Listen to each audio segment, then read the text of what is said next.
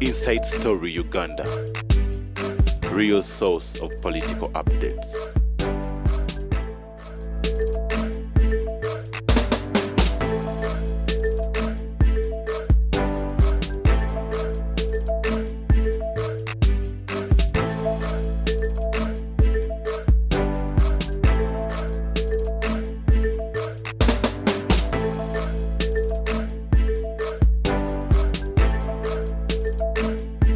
Inside Story Uganda.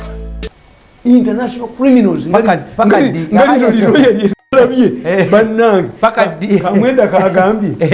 man. These people, our lawyers are not lawyers.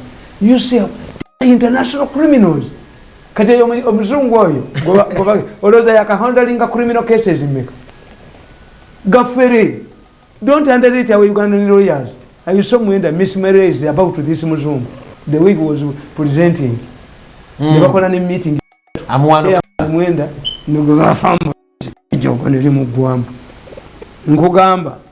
This explains why some countries that had lost interest in our country at the peak of political turmoil are now jumping on the bandwagon.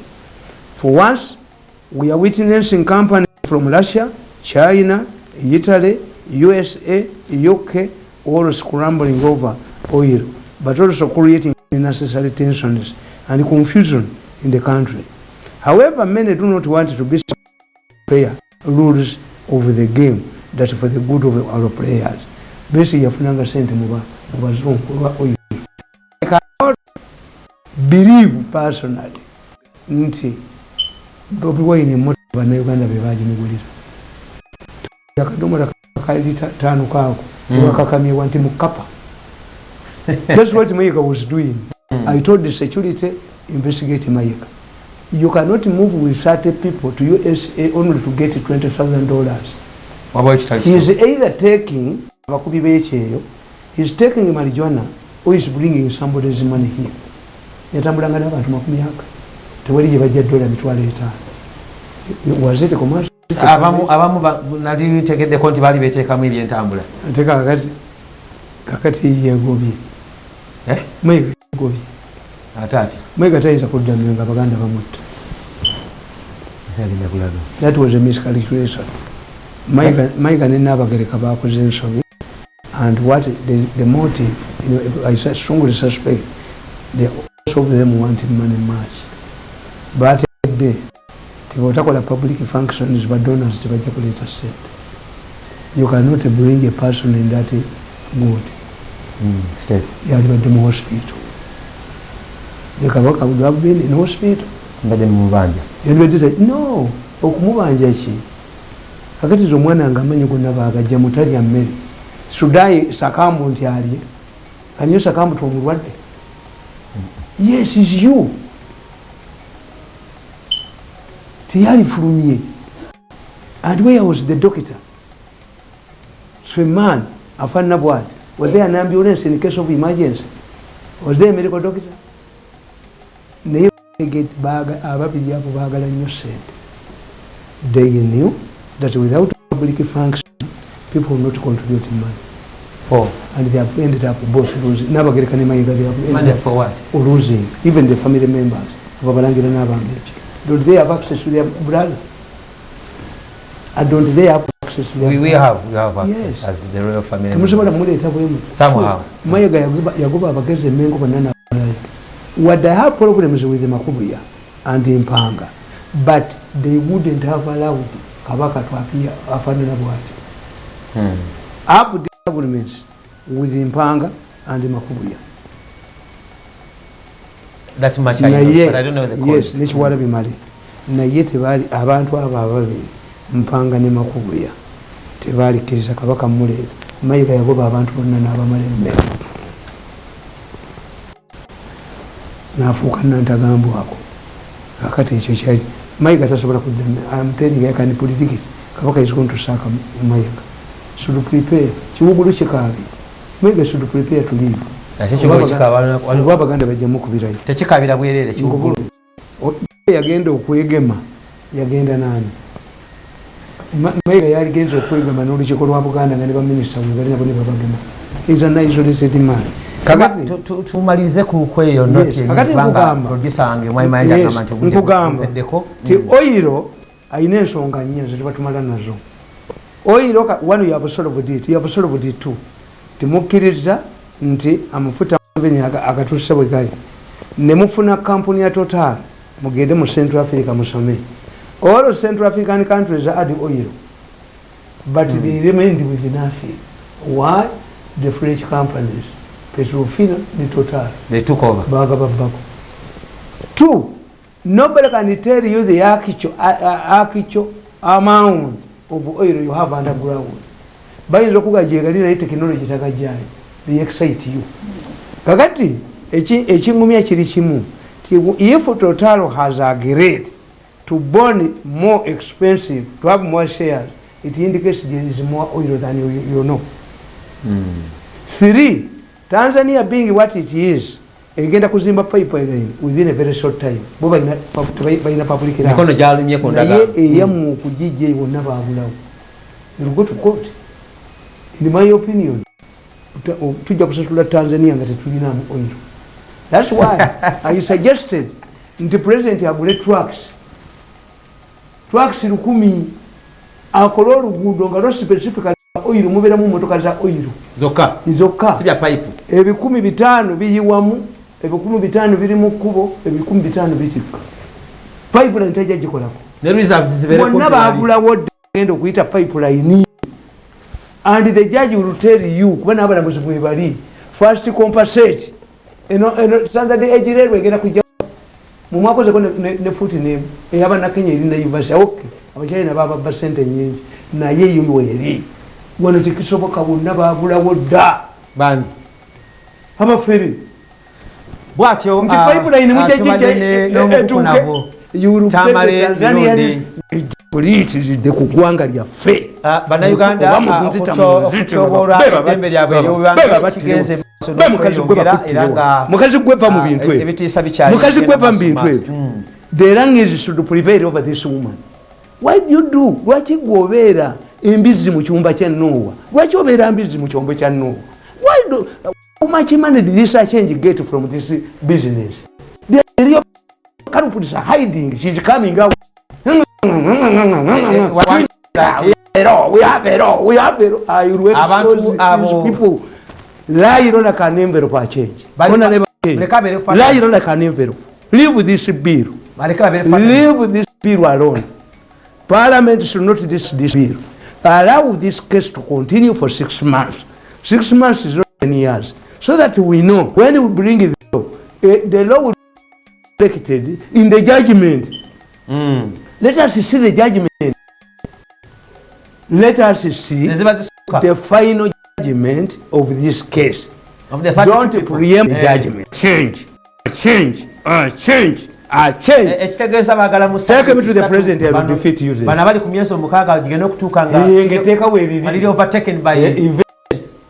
What these people did was to do something that the government was planning to do. You cannot tell a Ugandan, Kambabulire, over Musabiapa, Mukola fake titles. Ono Muru Tamusena in the Sogomokono, Yafudala, I mean, the organized why.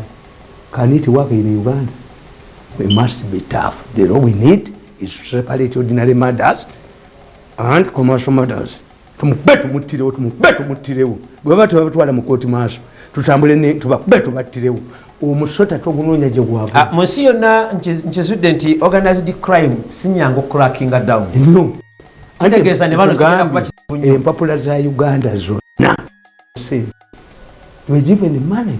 But you take money. Let me tell you, that Pakistani man gave somebody $50,000 to kufunyi. Namuleta nga yine $1,000,000. Kyena bajirayo be bakimanyi. Nentulisako ne mu banka. Kulo muntu wa bulijjo. Yes. No wanga mumuse. Wange mwamutu. Abayizano kimo omulala. Kakati bano don't they have children? Mwaba mawuli agula. Don't you have children? When these people see you, they laugh at you. Tebagenda kuddayo kuba respect. akawumba tuka monitor omanyi abasiru basinga mu bukedde na monitor amuteringi akasajja kawandiise nabagamba luli nimbagamba instead of overburdening our people by heavy taxation, why don't you use like Ayebale, like Ambassador Katende, like Rugunda, to engage the European Union? But Sassi, Kakati Kutesa, you engage in the European Union. Naga, we are going to put up an inquiry, shall share information with you. Why do you share information with the foreigners, not members of the family? Nekasitole kakatadde akawumba tutu kedita kan monitor akawumba tutu akafungula ndika kutegeeza mwami Tamale members of the family kubanga bo bali aggrieved ne baba information betaga bwetazilambi because betaga compensation are modalities. Exactly. The most important thing is that government, as I said, that we don't benefit by being arrogant to the European Union, to our donors, our partners in development. Why? We cannot win. What these Europeans do, they move in clusters. I told you, once you see the European Union cutting aid, the next one will be the Commonwealth. After the Commonwealth, the American government will cut off aid. Yeah, naturally, agezako kwengejinga international community. Kubanga emotoka olukasayija byayogera nti emitwalo 8 kijayogerako. Ani ayina emitwalo 8? Do you know how many people open indicators kasayija ayogera lubuzi? You see, Kasayija is one of the unique people. Olukanga language of goat. Is an expert in goat language. Ayina embuzi nyingi. Let's tell you what you are saying is not there. Do you know mugende ku maduuka gonna ne mu byalo ogambe nti mpimira sukaali kilo 5 ejjinja 5 lyamerako ddane na bubi ejjinja erimalawo sukaali sukaali biki lya kwota duka olio ne sukaali gwe lutunku kiva mu ttaka lya Nanyonga nga bange lutunku bateekako amajaani ga gulamuzi 5 oyo wadde oba mwana walikusense. These are open indicators. Atolese emisolo emirala. Emmotoka ezalemera mu galaji nga bannannyinizo tebasobola kusiba yingini, nga bannannyinizo tebasobola kuteekako mipiira mipya, nga bannannyinizo tebasobola kuteeka mitto mipya kuba baziteeka mu magalaji ne bazizannyiramu ne bakola ki? How many vehicles? Kasayija kimanyi bwe bamutuuzamu yagambye tagenda kukwata gwanga kulisinga and Kasayija borrowing money is not the problem. Why do they abazungu batusonyiwa sente every day batusonyiwa naye olwokuba Kasayija Bahati be balimu? What are you talking about? When the other day Kasayija and Bahati we are borrowing money from offshore companies abafere mukoze sente nyingi nnyo ku mitimba amanyi nabo kati mbu natamwa Kasayija ne Bahati nawulira agamba nti ne Kasayija okufuluma Kampala teetaga internet mbabulidde tebayitaga nnyo internet waawo nekyewuunya aba internet balala nnyo. What they don't know political science batugamba a person does not want to feel the government in his house. A person does not want to feel government in his pocket. Agitamu. That's why in Europe governments are very far from the population. They are not close to the pockets of the tebalimu. Ana DC nabba. Owe gombola nabba. Chairman wati nabba obutale. The government is different inside your house. Ate bwe kibakola ekibi abo bakasayija tebamanya ate kiri ku ground. Economy. Ate local government, minister of local government ye muntu yekka akkirizibwa mu Uganda okusayiningira local government okuseeka w'omusolo. Omusajja najja ettooke lye mu kyalo n'asanga omuwoza w'ettooke n'abanga ayina nali ntegeeza bannayuganda bagenda balumba mu nsuku baŋŋamba nti mu Lwera lumonde bamutendali. Tendering means because of the service. What service are you rendering in Lwera? Do you spread where to chase away snakes? Nasanga omusajja nga ye yatendalinga kugombola batendalinga busibu kuno musibu mumbairo gundi mbuba butendalinga kanyoko ekizimbe kwe kali kanyoko wakati bum toyimbwa nakujjawo because these are idiots. Government gives them condition and non-conditional grants. Lwaki gwe omukazi ateekamu abwate emmere esika abantu gye baagala. Government has given you condition and non-conditional grants. Why don't you use this money? Bagamba temusoloza mu kyomo ne bagana ne bulayo chairman wa district bagamba tayimbwe kubanga why these persons abama sente bazijja mu bamanirenders olumala okufuka chairman nadira omwalo nagubawo ne batigomya abantu people rise up riot. Ugandans will riot. Bana Uganda ya misolo ejibatirideko bunje nnyo kakati balina kwerwa nakuvugirira ekikulu si kyekyo. Kenya is heavily indebted naye balabawo kibalabawo oluguudo kuva Mombasa direct transport standard rero bobingira Nairobi omuganda akugamba nti omusawo abanga omuliika nakuwonyeza abaana. Don't mind about the expensiveness of doctor as was your children. Yes. Tetuyinza gana kwewera naye Kasayija ye bamusibawo na natti ne Bahati. Kasayija ne Bahati babasibawo na natti abatavaawo bateeka sente mmeka mu lutalo ekijogesa abantu. Kasayija ne Bahati muganzi nnyo eri mukwano gwaffe jjajja mwami. No. Mugambi Museveni abadde tabamanyi mise muyambye nnyo. Miso has helped Museveni kubanga duchi bano ne ba intelligence bawandika bipapula ne bakola kyate bannalwiso ne babikwata bannakale tibituuka ku Museveni. Miso ekulaga ne video. Miso has helped Museveni. Njagala onyamba okuntangaza ku duplication of institutions. Kakati okitegedde nti as Kutesa is engaging the diplomats that would be hated because even these people, why do they give us aid? They give us aid because they want to their influence. Umawanga gafe.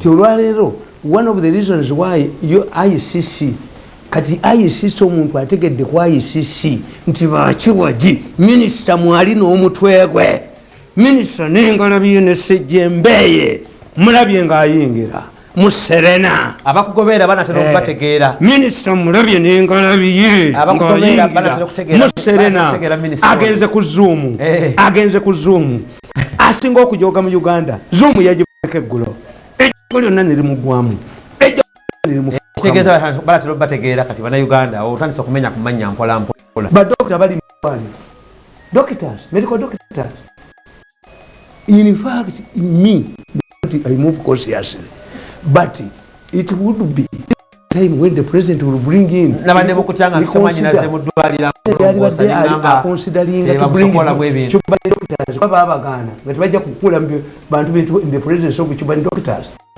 This is when we should halt exportation of labor until 6 months when the judgment is going to be delivered. Gere kubaga liga aloya gakugu bana galiga fere mukama hizo tusasira ku video iduka je kisula mu hotel ne bakizindayo singanze siri considerate nale je kibi